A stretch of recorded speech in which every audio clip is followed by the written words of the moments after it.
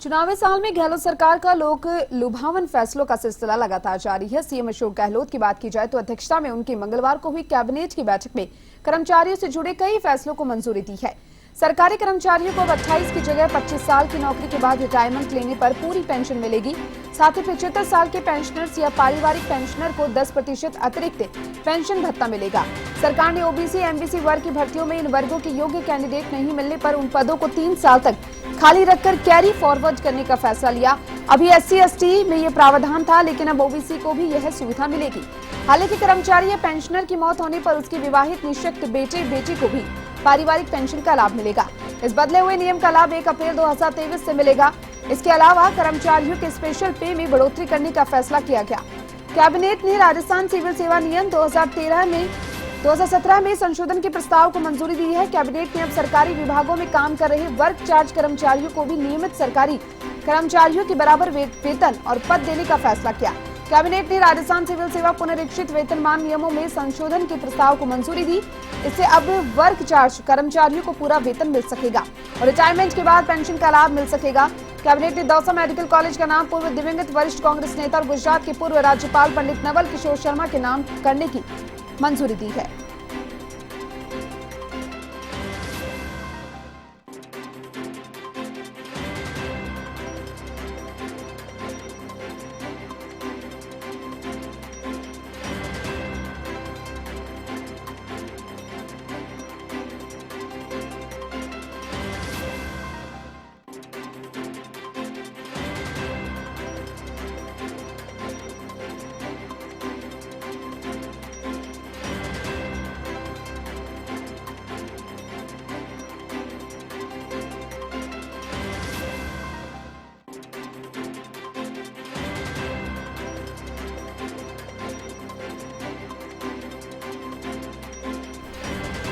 और इस खबर पर ज्यादा जानकारी के लिए मेरे साथ जयपुर से संवाददाता दिनेश कसाना जुड़ चुके हैं। दिनेश, मुख्यमंत्री अशोक गहलोत लगातार देखा जाए तो जिस तरीके से चुनाव नजदीक आ रहे हैं उसी तरीके से देखा जा रहा है कि लगातार जो है वो एक के बाद एक बड़ी घोषणाएं करते हुए नजर आ रही हैं। जहां पर उन्होंने कर्मचारी और पेंशनर्स के लिए घोषणा की तो वही एक कॉलेज का नाम बदलकर उन्होंने गुजरात के पूर्व राज्यपाल पर रख दिया। किस तरीके से इसको देखा जा सकता है चुनाव के तौर पर, अगर राजनीतिक तौर पर इसको देखा जाए तो?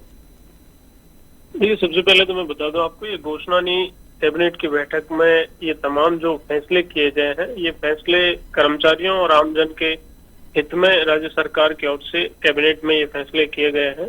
इसमें कार्मिकों के हित में पदोन्नति से और पेंशन से जुड़ा हुआ प्रकरण है, स्पेशल पे से जुड़ा हुआ है, पदनाम के संबंध में महत्वपूर्ण निर्णय लिए गए, साथ ही और भी कई महत्वपूर्ण निर्णय कैबिनेट की बैठक में लिए गए हैं। तो 25 वर्ष के जो सेवा काल था, पहले 28 वर्ष था, उसे अब घटाकर 25 वर्ष किया गया है कि 25 वर्ष के सेवा काल पर अब पूरी पेंशन कार्मिकों को दी जाएगी। स्पेशल पे है, उसमें भी वृद्धि की जाएगी। तो इस तरह से ये संशोधन कैबिनेट की बैठक में इसका अनुमोदन किया गया है। ये बड़ा फैसला कहा जा सकता है कर्मचारियों के हित में, जो लंबे समय से कर्मचारियों की ओर से मांग भी की जा रही थी। तो इस तरह से इसे एक बड़ा फैसला राज्य सरकार की ओर से जो किया गया है, कहा जा सकता है चुनाव से पहले। इसके अलावा कार्मिकों के स्पेशल पे में वृद्धि से जुड़ा हुआ एक मामला है। 2017 में संशोधन के प्रस्ताव का अनुमोदन किया है और 2017 का ये प्रस्ताव था, इसका अनुमोदन किया है। इसमें कार्मिकों को विशेष वेतन में है वो स्पेशल पे में वृद्धि होगी।